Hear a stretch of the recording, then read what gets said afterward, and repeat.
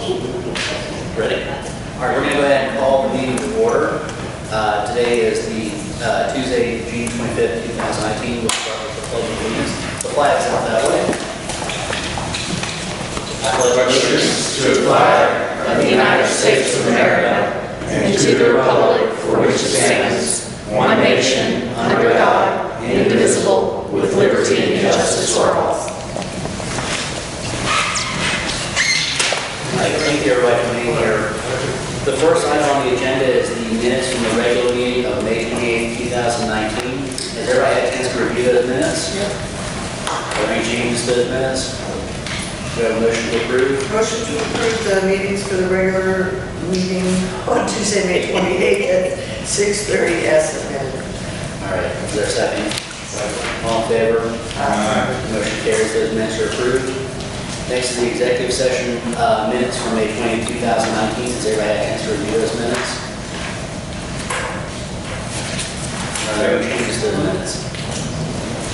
All right, do we have a motion to approve the executive session minutes? Motion to approve the executive session minutes as submitted. Is there a second? All in favor, please say aye. Aye. The executive session minutes are approved. Next, the chairman's report. I don't have anything to report this month. Next, the finance report. Brad, you have anything? I mean, it's pretty self-explanatory. A couple notes that I would make is one, just to make the city payments are quarterly. Catherine's applied for them for this month, which is the month of the end payment. So the balances that you see have not been received. So if it looks like we're losing money, hand over fist, well, that's not really that bad. The other that I would note is that we are getting a service charge on the rent escrow account that Catherine was talking about. They will be reversing that. So, otherwise, it's pretty self-explanatory. So last month we discussed the fact that we would change our CDDA services. Yeah. Did you notify? So I notified him, and then he said, hey, you forgot that you guys signed an agreement for the full year, which is on the back is in the packet. So we're with Spencer until 2019, which then at that point I would recommend for 2020 that we switch over to the cities.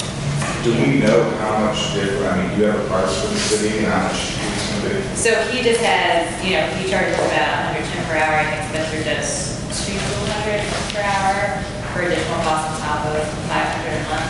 When you told them we were going to change, you gave them that difference, I mean, so you only think. I think it was the exact difference, but I think Maybe he's willing to drop his price. it's less about the price, but more that since the CDDA already kind of does their audit for the DDA through the city, it would just be easier if he was managing or looking over accounts throughout the year.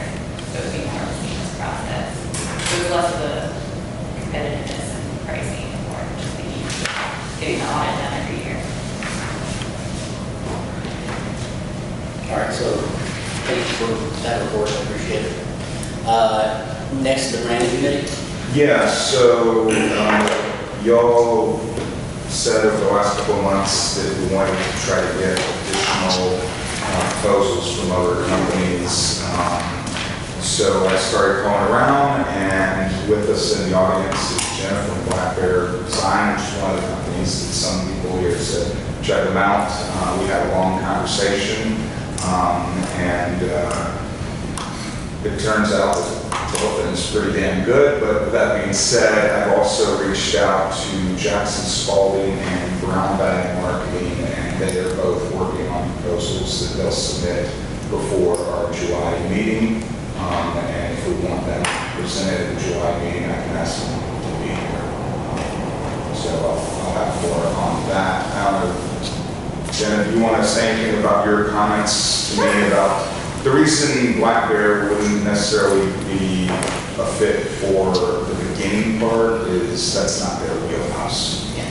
So, hi, I'm Jenna, and I run Black Bear Design. I've been with the agency for a long time, and we certainly do branding for small businesses and things like that, but I would qualify it more as truly logo design and not the full branding gamut. And I think that's really what y'all are looking for, someone to come in and help you define what is downtown Chamblee. And as a citizen and someone who owns a home here, I care very much about how that process works. And I would not feel confident throwing our hat in the ring for that element. It's just not our scenario. For us, we're more web development and digital marketing agencies. So how we market that after the fact is a piece I would love to help you with and at least consult on and be a part of that piece with you.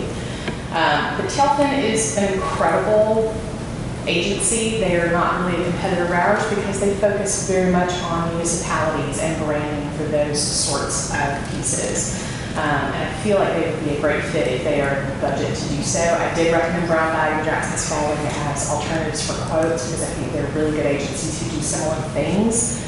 My gut says Telfin is probably the better way to go. That's the direction, if I could afford them, that I would go personally for this. But it's a big project, and it's my guess, and I'm kind of looking at the proposal with Dan, is it's probably an 8 to 10 month long experience in getting that done, at least doing it correctly. And this is one of those things that if you're going to do it, you might as well do it really right one time, then kind of half right 6 times. So, I'm happy to kind of help along the way any way that I can with it, because I am a graphic designer in my former years, so I'm happy to help with that. But good luck to you. Thank you. Thank you.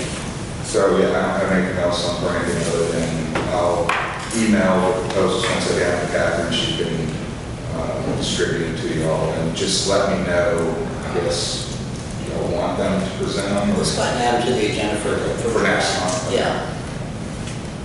All right. All right, thank you. All right, now on to old business. First on old business is the Peachtree Station assessment. Just bringing everybody to speed, Peachtree Station is the Whole Foods shopping center. Sold last summer for $67 million. They've come back to us complaining that the fair market value that is on the county tax assessor's website is too high. And they're complaining that that is being passed through to their tenants, because their tenants to have to pay rents that are more than they can afford. We've asked whether the current owner, Seraphim, could adjust their leases, and they told us that they cannot adjust their leases to compensate for that. They said the reason for that is that they have some sort of deal with S.J. Collins. So we've asked S.J. Collins if they would adjust their deal with Seraphim, and they replied they could not. Because there is clearly something that they're not going to show us, I don't know that we can make a decision ourselves, because we don't know what all the facts are.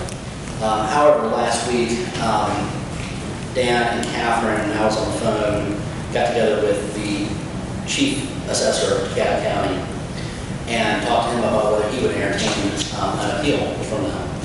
And he agreed that he would consent to hear their appeal of the assessment. So what I propose we do is that we go back to Seraphim and S.J. Connolly and we say, we have arranged for you to go ahead and have your appeal of the tax assessment, and then we'll agree to be bound by whatever that tax assessment is. I think this is an extraordinary situation because that property was built so recently and sold so quickly for so much more than anybody would have expected. And the monetization of the abatement through that process was something that no one's ever seen before, no one had really anticipated. So I don't necessarily want to always tie ourselves to the DeKalb County Assessor's Office as a matter of policy. I think that blocks us off. And what you're basically doing is you're taking one bad scenario and you're trying to plan all around that. And I've always found, as a lawyer, that's how you make bad law, is when you're trying to cover that one thing and you're sort of hitting a fly with a club. You just don't need to do that. But in this case, I think that's the proposal we go back in with. And I think we tell them that's what it is, and that's your deal. You can take it or leave it. I just have a little bit of a concern about the DeKalb County tax assessors, number one, and committing before their assessment to whatever it is that they choose to assess this property at, because they haven't, well, so we're going to go back to DeKalb County, where they are, and appeal, and we're going to agree to whatever DeKalb County decides. So that makes sense from a few different levels. First of all, whatever the abatement is, when it ends, whatever the DeKalb County Tax Assessor's Office decides the value is, that's what the taxes are going to be based on.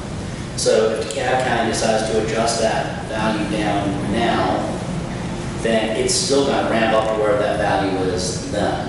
And so it prevents sort of jumping off a cliff thing where all of a sudden people 15 years from now get hit with that increased tax. We're also protecting ourselves from, making an arbitrary judgment of what the value is, and I think there's some merit to that for sure. So like I said, this is not, of course, I would normally want to do. But I think in this case, this protects the DDA, it's a reasonable response, and it prevents that going off a cliff effect of all of a sudden those taxes jumping up on somebody. I'd rather handle it now on the front end so that we have some predictability on it instead of kicking the can down the road and just wait for the increased taxes to appear. Okay, and you think that this is going to solve the problem for the renters? No. So, That's but here's the thing, we are not here, we can't solve for everything. And that goes back to the leases and the deals that they've got going that we're not party to and have to go to examine. And, we cannot be involved in the landlord's business. Yeah. There's a limit to what we can effectively do. We'll learn from that on a going forward basis, but we can't go back and make everything right now. The tenants have the ability to go and talk to the landlord and they have the ability to hire their lawyers and their accountants and their adjusters and whatever, and do whatever it is they want to do. But that's a contract, that's a private contract between two private parties. And I just don't think that's anything we can do anything about. And it's 100% occupied, so. Yeah, but that could mean that it's not going to be 100%. Well, and then if it's not, the landlord's going to make a decision on whether they want to reduce the rent to keep it occupied or not. There's nothing we're doing that prevents Seraphim from adjusting their leases. Right. There's nothing we're doing that prevents them from adjusting their deal with SJ Collins. So, Couple of Yeah. observations. One, we've heard a lot of different things, and not all of them have been consistent about this deal. One of them was that the tenants were upset because it was supposed to be a field right regarding the taxes, which was turned out not to be effective because the tax assessment was guaranteed. And I agree with everything David said. I'll just add this, that there are provisions that we can put in our documents, and we've got one of those in the town, you addressing this. But what it appears to me, what's happening here, in English I would say 2 quarter by half. So I think I've always been 2 quarter by half is back there. So we might not see anything like this again, because it turned out not to be such a great idea. I don't see any way for the county to assess it below what our performer was, which was the original construction cost of 40 to 43 million, whatever that was. So we had already approved an abatement based on the value staying at that $42 million for 9 to 10 years. right. This was all just a huge With, bonus for us, selling it for 67 million. right, with assuming they do have a higher valuation than what we anticipated, was there a pot of money associated with Seven Oaks that they run through? I mean, that's Seven Oaks, SJ Collins, so we did that deal. So Pool of money. it's a pool of money, so the higher the valuation, the quicker they work through it. So total credits. Okay. Okay. So yeah, if So it's 67 million, it's not going to be 9. So really, too, it's the city's advantage and to the county's advantage to burn through that as quickly as possible. Yes. Frankly, SJ Collins will tell you it's to their advantage too, Right. because they get paid back quicker. Okay. Yeah. Okay. Keep that. Yes. It is That's a good one. Yes. Dan, we need to vote this. Does this constitute an amendment to the MOU? It's not in form an amendment to the MOU, but it conflicts with the provisions there. This is a way to implement the provision that's there. We have the right to take your number or take the computation and say, yeah, I think you're finding that when we go about finding out what the number is, we could accept some other way. But what I have in mind really is a tri-party agreement, and maybe we get a heads up that it's coming. The offer is, you, the owner, the beneficial owner, the DDA, and the assessor will all agree that this dispute will be resolved by you going through the appeal process, and all parties will be bound. So that needs to be a contract, and I think it's probably better to have the board proceed in that direction and authorize the DDA to enter into such a contract. So let's do that. Do we have a motion to do that? Motion to empower chairman to enter into a contract to allow for the appeal process for the Peachtree Station assessment. Second. All in favor, please say aye. Aye. Thank you, we'll take care of that this week. Additional old business, the town center. The MOU is nearly complete. We're down to just a very small number of very technical issues. And I expect we'll have comments back this week, and hopefully we can wrap it up very soon. We're at the very, very finish line of that. Andrew and Bob, do you have anything to add? No, I think we're turning a redraft after Dan's call with our council, and we were on the phone with them today. And so hopefully we can get this wrapped up so we can get our zoning file. Very good. I just want to say, guys, thank you so much for wrapping the Indiana's building. That turned out great, and I've already used it when I met with Brown Bag Marketing. I took them on a tour downtown. I said, come look at this. Here's the site plan. Hopefully they'll get some inspiration from your building map. So thank you for doing that. We're good. Hopefully it works for everybody. It looks great. It does. Way to copies to address the attachments. Where are we on those? See, On the attachments, To the MOU. to the MOU? Some of them don't we exist don't yet really, legally. those are developers, literally. So I imagine, I hope that we deliver the next round of comments. Okay. Otherwise, I'll complain.